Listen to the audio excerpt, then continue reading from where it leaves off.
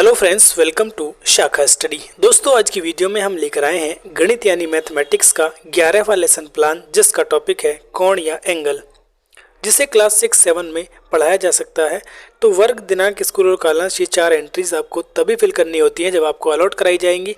File बनाते time आप इन्हें खाली छोड़ देंगे। उसके बाद आपको टॉपिक डालना है, तो टॉपिक है कोण या एंगल। उसके बाद आते हैं सामान्य उद्देश्य। तो सामान्य उद्देश्य में आप यहाँ से देखकर लिख सकते हैं, वीडियो पॉज करके। ठीक है, छात्रों में तर्क शक्ति का विकास करना, ये लगभग हर लेसन प्लान में सेम ही होते हैं, इसलिए हम आपसे कहते हैं कि इन्हें आप यहाँ से देखकर लिख लेंगे। विशिष्ट उद्देश्य भी आप यहाँ से देखकर लिख सकते हैं।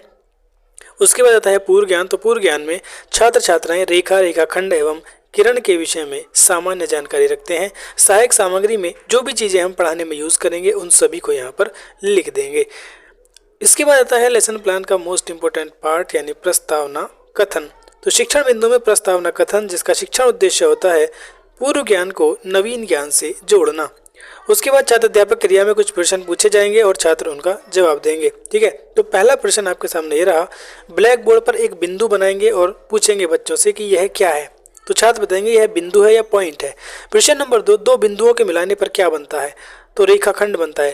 ज़्यादातर बच्चे यहाँ पर बताएंगे कि एक रेखा बनती है, लाइन बनती है। तो आप उसको करेक्ट करेंगे कि वो रेखा नहीं, रेखाखंड होता है, यानी लाइन सेगमेंट होता है। तो रेखाखंड बनता है। प्रश्न नंबर 3, दो बिंदुओं को मिलाने पर कितने रेखाखंड बन सकते हैं। ठीक है, तो यहाँ पर छात्र बता देंगे कि एक ही बन सकता है। नहीं बताएंगे तो आप उसको बता देंगे। चौथा है, दो रेखाओं को मिलाने पर बनी आकृति को क्या कहते हैं। तो छात्र यहाँ पर क्या है, निरुत्तर हो जाएंगे या फिर स्पष्ट उत्तर देंगे, और ये विधि आपकी प्रश्नोत्तर विधि हो जाएगी। उसके बाद शिक्षण बिंदु में आता है उद्देश्य कथन, जिसका शिक्षण उद्देश्य छात्रों का ध्यान प्रकरण बिंदु पर केंद्रित करना। उसके बाद छात्र अध्यापक बोलेंगे, छात्रों आज हम कोण के विषय में विस्तार पूर्वक अध्ययन करेंगे, और ये विधि आपकी कथन विधि हो जाएगी। उसके बाद शिक्षण बिंदु में आता है कोण यानी एंगल, जिसका शिक्षण उद्देश्य छात्रों को कोण यानी एंगल से अवगत कराना। उसके बाद इसका व्याख्यान यहाँ पर देंगे, यानी एक्सप्लेनेशन। तो जब दो सरल रेखाएं एक बिंदु पर मिलकर झुकाव बनाती हैं तो उसे कोण कहते हैं। यदि कोई रेखा अपने एक सिरे को स्थिर रखकर घूमती हुई अपनी स्थिति में परिवर्तन करती है तो रेखा के परिक्रमण की माप को कोण कहते हैं। कोण मापने की इकाई अंश है तथा इसे कोण मापी यानी प्रोट्रैक्टर की सहायता से मापा जाता है। ठीक है, तो यहाँ पर हमने कुछ ये कोण जो है बनाकर दिखा रखे हैं। इसी तरह से आप भी कुछ कोण छात्रों को बताकर दिखा देंगे।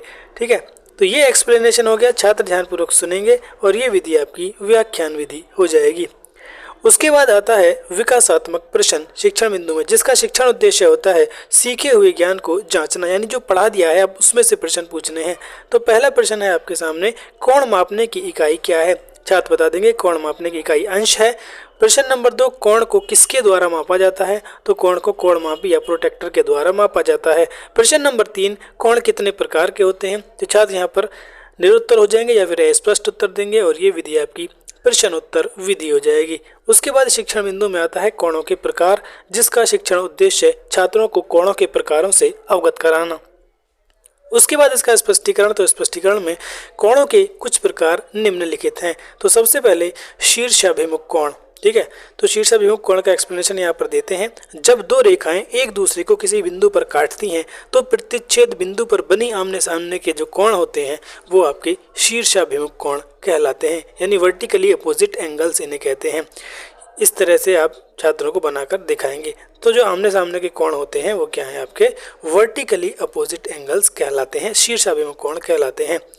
तो छात्र यहाँ पर ध्यानपूर्वक सुनेंगे और ये विधि आपकी व्याख्यान विधि हो जाएगी। उसके बाद फिर से विकासात्मक प्रश्न, यानी जो पढ़ा दिया है उसमें से प्रश्न पूछते हैं। तो सीखे हुए ज्ञान को जांचना इसका शिक्षण उद्देश्य होता है। पहला प्रश्न, शीर्षाभिमुख कोण को अंग्रेजी में क्या कहते हैं। तो शीर्षाभिमुख कोण को अंग्रेजी में वर्टिकली अपोजिट एंगल्स कहते हैं। प्रश्न नंबर 2, शीर्षाभिमुख कोण में यदि एक कोण 80 अंश है तो उसके सामने वाले कोण की माप क्या होगी। तो हमने क्या बताया है कि शीर्षाभिमुख कोण आप आमने सामने वाले जो है वो समान होते हैं। तो अगर एक 80 है तो उसके सामने वाला भी 80 डिग्री ही होगा, 80 अंश ही होगा। प्रश्न नंबर 3 है, संगत कोण किसे कहते हैं। तो छात्र निरुत्तर हो जाएंगे या फिर स्पष्ट उत्तर देंगे, और ये विधि आपकी प्रश्नोत्तर विधि हो जाएगी। उसके बाद देखिए यहाँ पर मूल्यांकन प्रश्न है, शीर्षाभिमुख कोण में आमने सामने के कोण कैसे होते हैं। तो शीर्षाभिमुख कोण में आमने सामने के कोण बराबर होते हैं। उसके बाद आता है शिक्षण बिंदु में संगत कोण, जिस पर छात्र हमारे क्या है निरुत्तर हुए थे। तो छात्रों को संगत कोण से अवगत कराना इसका शिक्षण उद्देश्य हो जाएगा। उसके बाद इसका एक्सप्लेनेशन।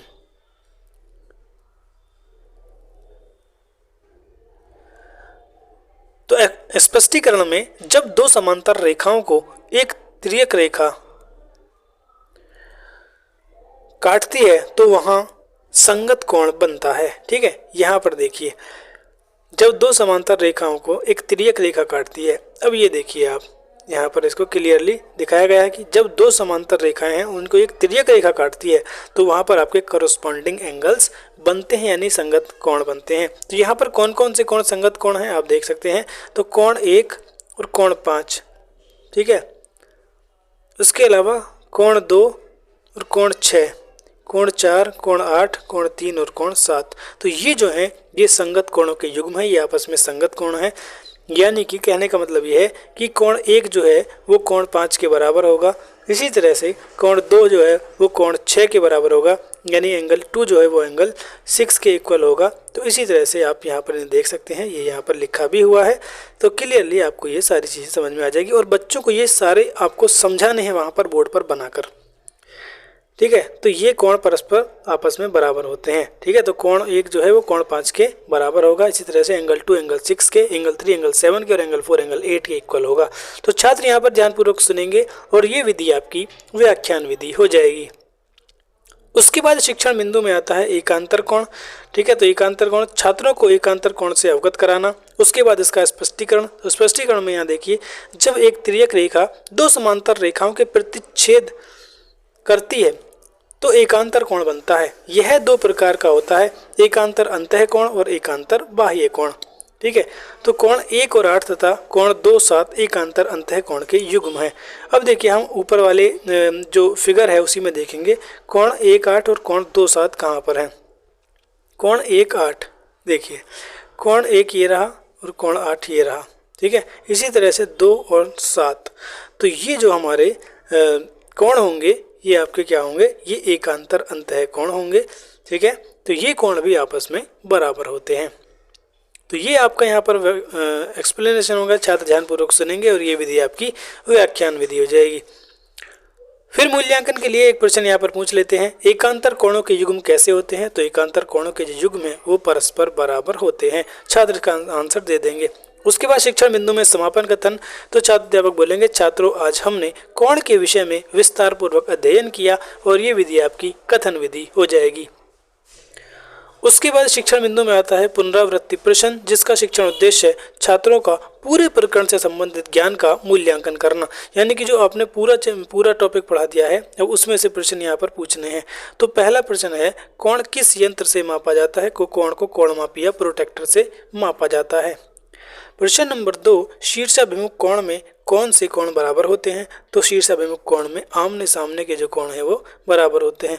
प्रश्न नंबर 3, संगत कोण कब बनता है। ठीक है, तो जब एक तिर्यक रेखा दो समांतर रेखाओं को काटती है तो संगत कोण बनता है। यहाँ पर देखिए आधे आधे इसलिए लिखे गए हैं क्योंकि जगह यहाँ पर कम है। आप अगर फाइल में लिख रहे हैं और पूरी जगह है तो आप फिर इसको पूरा ही लिखेंगे। ये विधि आपकी प्रश्न उत्तर विधि हो जाएगी। उसके बाद आता है श्यामपट्ट सारांश। तो श्यामपट्ट सारांश में छात्र सीखे हुए ज्ञान को सारांशित कर सकेंगे। ठीक है, तो अब यहाँ पर आपको क्या करना है, ब्लैक बोर्ड पर जो मेन पॉइंट्स हैं वो लिखकर छात्रों को समझा देना है और यहाँ पर फाइल में आपको एक ब्लैक बोर्ड लगाना होगा। उसके बाद आता है आपका गृह कार्य यानी होमवर्क। तो गृह कार्य में आप यहाँ पर देखेंगे छात्र सीखे हुए ज्ञान का स्थायीकरण कर सकेंगे, इसका शिक्षण उद्देश्य होता है। तो कोण किसे कहते हैं, ये होमवर्क के लिए कुछ क्वेश्चन दे रहे हैं। कोण किसे कहते हैं। दूसरा, शीर्षाभिमुख कोण बनाकर समझाइए। संगत कोण किसे कहते हैं, उदाहरण सहित लिखिए। तो सभी छात्र छात्राएं गृह कार्य को अपने उत्तर पुस्तिका में नोट करेंगे और ये विधि आपकी गृह कार्य विधि हो जाएगी। ठीक है दोस्तों, तो इस तरह से मैथमेटिक्स का ये लेसन प्लान कोण यानी एंगल का यहाँ पर कंप्लीट हो जाता है। अगर वीडियो पसंद आई हो तो वीडियो को लाइक करें, चैनल को सब्सक्राइब करें और अपने दोस्तों के साथ शेयर करें। मिलते हैं नेक्स्ट वीडियो में दूसरे लेसन प्लान के साथ। तब तक के लिए बाय बाय।